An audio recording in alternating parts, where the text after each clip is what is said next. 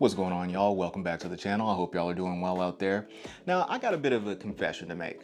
As a photographer, I am awful at manual focusing. So, we're gonna fix that today. We're gonna go out on a little adventure up to northern San Diego and practice manual focusing. Now, of course, I am gonna be using my Fuji X-T50, but instead of using my usual Fuji 27mm f2.8 lens, I'm gonna switch it up a little bit and I'm gonna use the Voigtlander 27mm lens. That is a manual focus lens only, but what I've heard, especially through YouTube, is that it actually is a better quality lens. The build quality is better and the aperture in the glass is better. So I'm gonna be testing that out. I'm gonna be working on my manual focusing and I'm gonna see if I can make that Voigtlander my daily lens. Let's get it.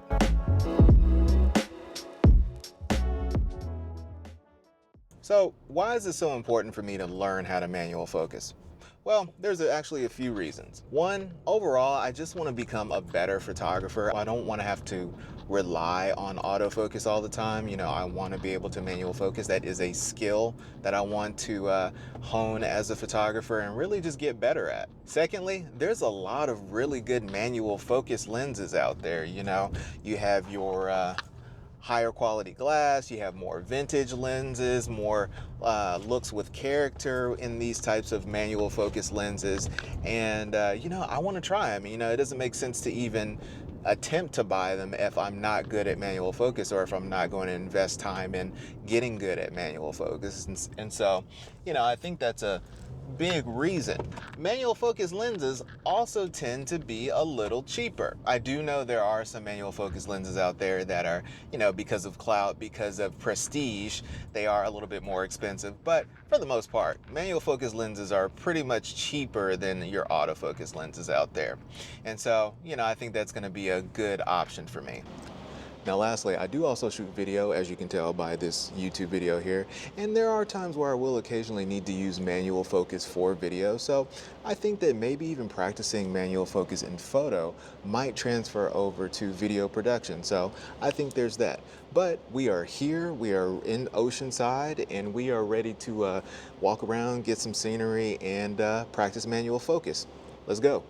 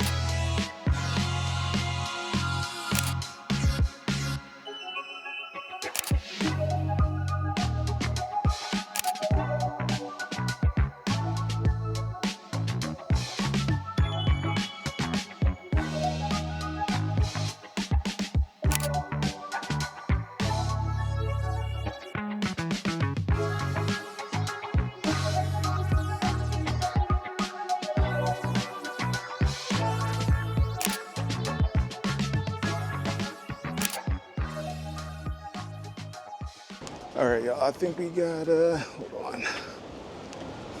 Then we got some good shots of the pier and the beach. Let's go into the downtown area.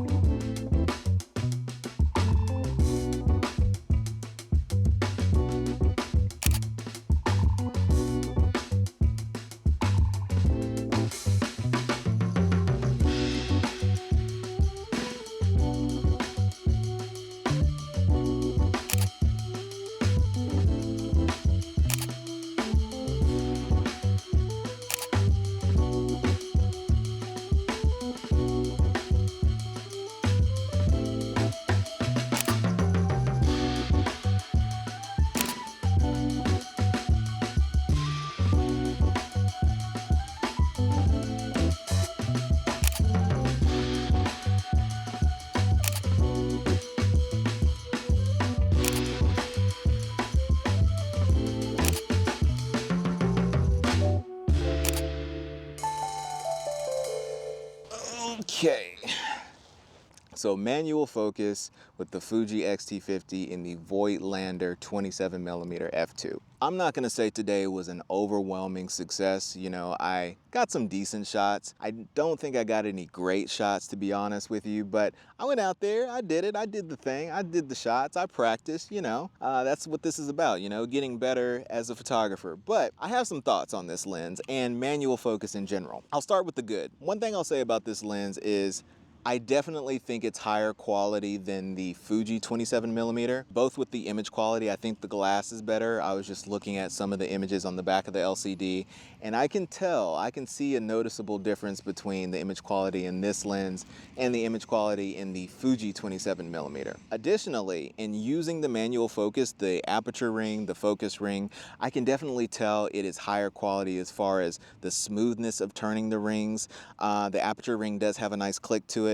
The focus ring is more smooth. It just felt nice to use. It even has this little focus tab for the focus ring to help you differentiate between that and the aperture. It's easy to reach while I'm shooting my landscape photos in order to turn it. So that was cool. Another thing about this lens, it does have the electrical contacts, even though it is a manual focus lens. And so what that means is that as I'm dialing in my focus, the readings are being shown on the screen versus me having to turn my camera and look at the little notches on the lens. A lot of manual focus lenses do not have the electrical contacts, so you would have to look at the notches on the lens instead of on the screen. I can really tell that Voigtlander put a lot of love and care into the machining of this lens, and so it shows. Now, about the X-T50, one thing I did not realize is that when you use a manual focus lens, by default, this little wheel back here, the one that's typically used to dial in your shutter speed, you can actually press it in and it will be essentially a focus assist. It'll punch in on whatever you're trying to take a photo of in order to really show you what you're focused on, and so you can really dial that in.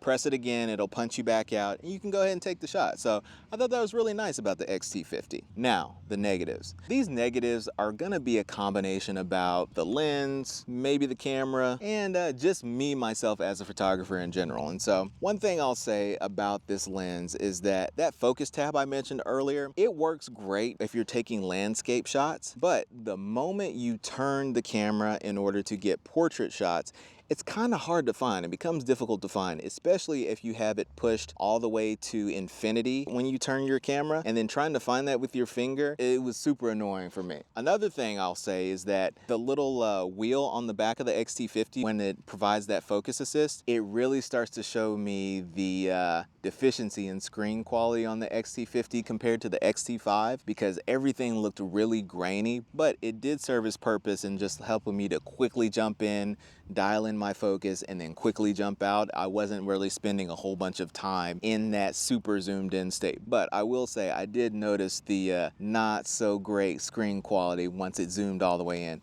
But, you know, maybe that's on the X-T50 too. I need to go back and check. Now, in general, this has more to deal with me. I need to get better at manual focus. I think today was a big step. I practiced, I got better at using this.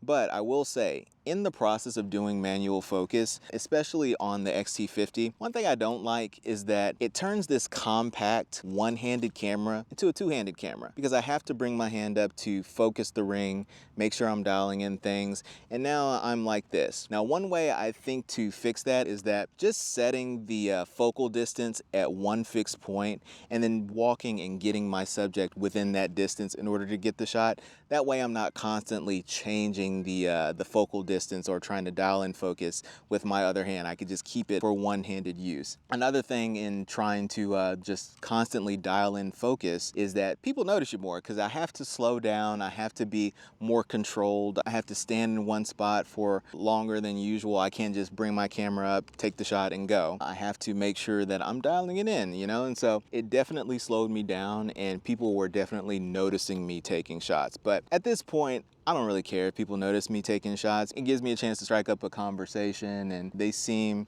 pretty okay with it here. You know, I haven't really had a problem, so you know, I just noticed that. But overall, I think I definitely still need to practice with this lens. As far as daily, everyday carry lens, not sure this is gonna be the one just yet. I will get better, and then we'll see. I'll come back to you, I'll update y'all. But with that said, What do y'all think? Should I even try to learn manual focus? Should I just stick with autofocus and go about my business? I personally think I should continue to learn manual focus because I think it'll be super useful, but curious what y'all think. That's about all I got for today. If you like this video, go ahead and give it a like. If you haven't subscribed, hit that subscribe button. Go ahead and follow me on Instagram. I've taken a lot of photos, as you've seen in previous videos, and I haven't posted them to Instagram yet. I'm gonna start doing that as I, curate them and whatnot. But yeah, go ahead and hit me up on Instagram. And until then, y'all, I will catch y'all later.